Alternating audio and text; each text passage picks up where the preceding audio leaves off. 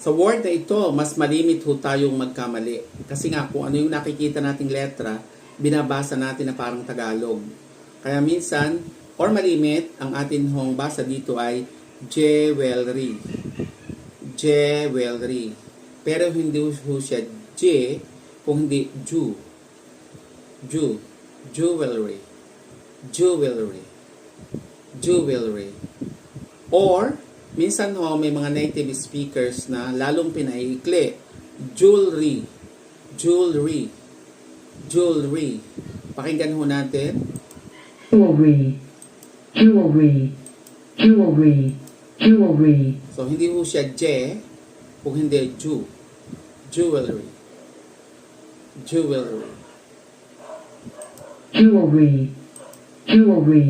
Okay. So, ituro ho natin sa ating mga anak ang tamang pronunciation